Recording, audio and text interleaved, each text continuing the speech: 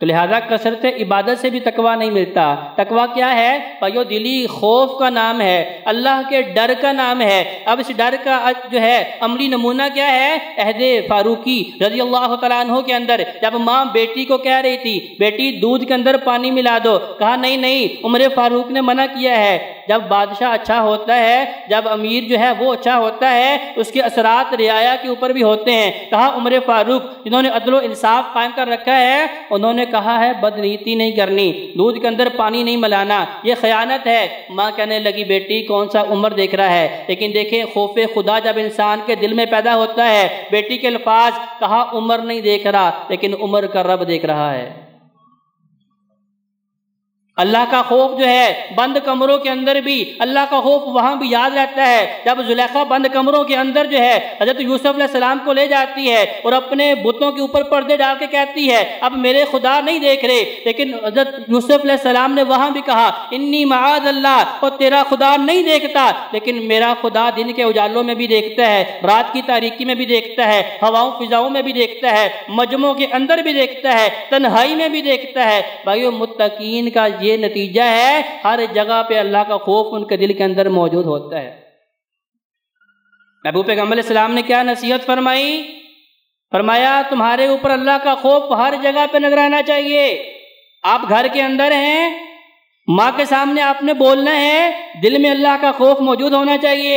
آپ نے اپنے بیوی کے ساتھ معاملات کرنے ہیں، دل میں اللہ کا خوف موجود ہونا چاہیے۔ آپ نے اپنی اولاد کے معاملات کو دیکھنا ہے، بیٹے بیٹیوں کے اندر مساوات قائم کرنی ہے، اللہ کا خوف آپ کے دل میں موجود ہونا چاہیے۔ آپ اپنی دکان پہ موجود ہیں، وہاں اللہ کا خوف آپ کے دل میں موجود ہونا چاہیے۔ آپ مسجد میں نماز پڑھنے کے لیے آئے ہیں، آپ کے دل میں اللہ کا خوف موجود ہونا چاہیے۔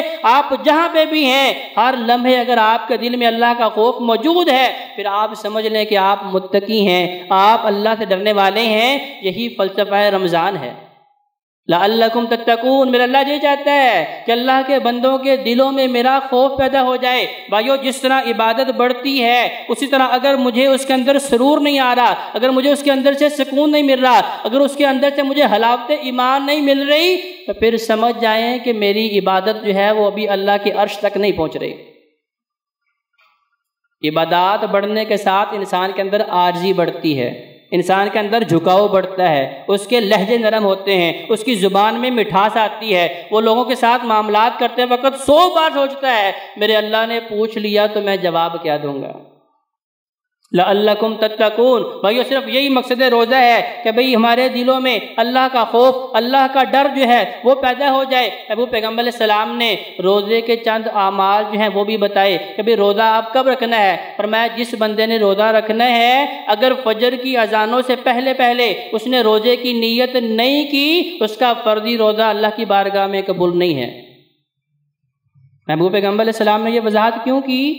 کیونکہ نفلی روزے کی نیت فجر کے بعد بھی کی جا سکتی ہے۔ اس کا عملی نمونہ کیا تھا؟ محبوب پیغمبر علیہ السلام مسجد سے اپنے گھر میں تشریف لاتے ہیں، ازواج مطہرات سے پوچھتے ہیں گھر میں کھانے کو کچھ موجود ہے؟ وہ کہتی ہیں رسول اللہ آج تو کھانے کو کچھ موجود نہیں ہے۔ تو محبوب پیغمبر علیہ السلام فجر کے بعد، اشراق کے بعد بھی نیت فرما لیتے، اچھا پھر آج میرا روزہ ہے۔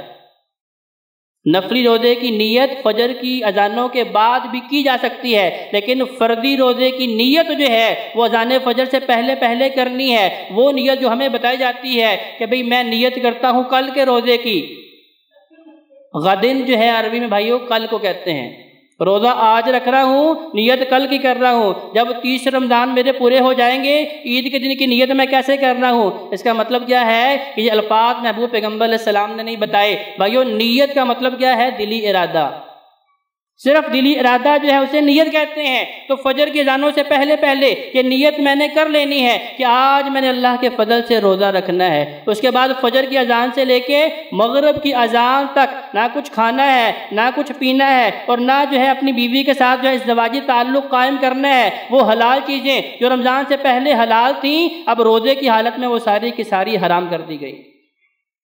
اس کے بعد جب روزہ افطار کا وقت آ گیا ہے، اذان مغرب ہو گئی ہے، اب آپ بلا وجہ انتظار کر رہے ہیں، نہیں 2 4 5 منٹ انتظار کر لیں تاکہ اچھی طرح مغرب کا وقت ہو جائے، بھائی یہ بھی خلاف سنت ہے۔ جب وقت ہو گیا، اذان نہیں بھی ہوئی، اگر وقت ہو گیا، کیونکہ دیکھیں ہر بندے کے پاس موبائل موجود ہے، اس کے اندر اپلیکیشنیں موجود ہیں، وہ بتا دیتی ہیں سورج کتنے بجے نکلتا ہے، زوال کا وقت کس وقت آتا ہے، فجر کا وقت کس وقت شروع ہوتا ہے، مغرب کا وقت کس وقت شروع ہوتا ہے۔ جب وقت ہو گیا ہے آپ نے روزہ افطار کر لینا ہے، تاخیر نہیں کرنی۔ اگر آپ تاخیر کرتے ہیں، ایسے لوگ کہتے ہیں جی احتیاطاً 2 4 5 منٹ اوپر ہونے دیں، ابو پیغمبر علیہ السلام نے اسے قیامت کی نشانی بتایا۔ میں قرب قیامت لوگ جو ہیں افطاری کرنے میں تاخیر کریں گے، اس کی وجہ سے کیا ہوگا؟ اللہ کی رحمتیں ہم سے روٹ جائیں گی۔ آج دیکھیں ہمارے معاملات میں نہ رحمت ہے نہ برکت ہے۔ اسی طرح فرمایا روزہ افطار کرنا ہے تو محبوب پیغمبر علیہ السلام کی محبوب ترین چیز افطاری کے وقت کیا ہے؟ فرمایا تر کھجور، جسے ہماری زبان میں ڈوکے بولتے ہیں، تر کھجور۔ اگر وہ نہیں ہے تو پھر خشک کھجور، اگر وہ بھی نہیں ہے تو تیسرے نمبر پہ پانی، جسے نبی کریم علیہ السلام جو ہے افطاری کرتے تھے۔ افطاری کے وقت محبوب پیغمبر علیہ السلام دعا کیا پڑھتے ہیں؟ میں ذہب الظمأ وابتلت العروق وثبت الاجر انشاءاللہ۔ اب میری پیاس ختم ہونے والی ہے، اب میری بھوک ختم ہونے والی ہے، اس بھوک پیاس کے برداشت کرنے کا جو عمل تھا یقیناً میرا اللہ اس کے اوپر مجھے اجر و ثواب عطا فرمائے گا۔ نبی کریم علیہ السلام فرماتے ہیں افطاری کے وقت، ادھر افطاری کا وقت قریب ہے، ادھر بھوک پیاس کی انتہا ہے۔ اب یہ روزہ دار جب اللہ کے سامنے ہاتھ اٹھاتا ہے اور میں جتنی بھی دعائیں کر لیتا ہے اللہ ساری دعاؤں کو قبول فرما لیتے ہیں۔ آج دیکھیں ہم لوگوں کہتے ہیں جی آپ حج عمرے پہ جا رہے ہیں ہمارے لیے دعا کر دینا، آپ فلاں مقام پہ جا رہے ہیں ہمارے لیے دعا کر دینا۔ بھائی یہ وہ لمحہ ہے جب میرا اللہ اپنے ہر محبوب بندے کی دعا قبول کرنے کے لیے اللہ منتظر ہیں، تو لہذا اس وقت میں ٹائم ضائع نہیں کریں، بہترین دعائیں اللہ کے حضور پیش کریں، اللہ آپ کی ساری دعاؤں کو قبول کرنے کے لیے انتظار فرما رہے ہیں۔ روزہ ٹوٹتا کس سے ہے؟ اگر آپ نے جان بوجھ کے جو ہے کھا لیا، جان بوجھ کے پی لیا، اگر حادثاتی طور پہ آپ نے کھایا پتہ نہیں چلا، اس میں کوئی حرج نہیں ہے۔ نبی علیہ السلام نے فرمایا اگر آپ نے غلطی سے کھایا تو اس کا مطلب یہ ہے اللہ نے کھلایا ہے۔ لا یکلف اللہ نفسا الا وسعها، جس چیز کے اوپر انسان کا اختیار ہی نہیں ہے وہ بھول گیا ہے، بھولنے کے اوپر اللہ مؤاخذہ نہیں کرتا۔ لیکن اگر جان بوجھ کے کھایا یا جان بوجھ کے پیا یا اپنی بیوی کے ساتھ ازدواجی تعلق قائم کیا یا جان بوجھ کے قے کی، وامٹنگ جان بوجھ کے کی، ایک ہے قدرتی طور پہ آ گئی ہے، خود بخود کہہ آنے پہ بھی روزہ نہیں ٹوٹتا۔ قرآن مجید کی آیت کریمہ کہ لا یکلف اللہ نفسا الا وسعها، جس چیز پہ انسان کا اختیار نہیں میرا اللہ اس پہ مؤاخذہ نہیں کرتا۔ لیکن اگر جان بوجھ کے قے کی ہے اس کا بھی روزہ فاسد ہو گیا ہے، ٹوٹ گیا ہے، اب اس کی قضا دینی پڑے گی۔ اگر عام کسی وجہ سے روزہ ٹوٹا ہے اس کی قضا کے طور پہ ایک ہی روزہ رکھنا ہے، لیکن اگر اپنی بیوی سے ازدواجی تعلق قائم کر لیا ہے تو پھر یا تو مسلسل 60 روزے رکھنے پڑیں گے یا 60 مسکینوں کو کھانا کھلانا پڑے گا۔ مسلسل 60 روزے رکھنے پڑیں گے، تو بہتر یہی ہے کہ بندہ ایک دن جو ہے اللہ کے حکم کی تکمیل کے لیے پورا صبر کرے، کیونکہ اللہ کا الحاکمین نے صبر کی جزا جنت رکھی ہے۔ تو بھائیو یہ دن بڑے قیمتی ہیں، روزہ رکھیں تو فرمایا جس نے روزہ رکھا میری رضا کے لیے میں اسے جہنم سے آزاد کر دیتا ہوں، جس نے رات کا قیام میری رضا کے لیے کیا اور میں اسے بھی میں جہنم سے آزاد کر دیتا ہوں۔ اللہ کے حضور دعا کرتے ہیں کہ اللہ ہمیں صحیح معنوں میں اس رمضان المبارک سے فائدہ اٹھانے کی ہمت اور توفیق عطا فرمائے، اور جو ٹوٹی پھوٹی عبادات ہم کر لیں اللہ اپنی جناب انہیں قبول فرمائے۔ اقول قولی ھذا استغفر اللہ لی ولکم ولسائر المسلمین والمسلمات۔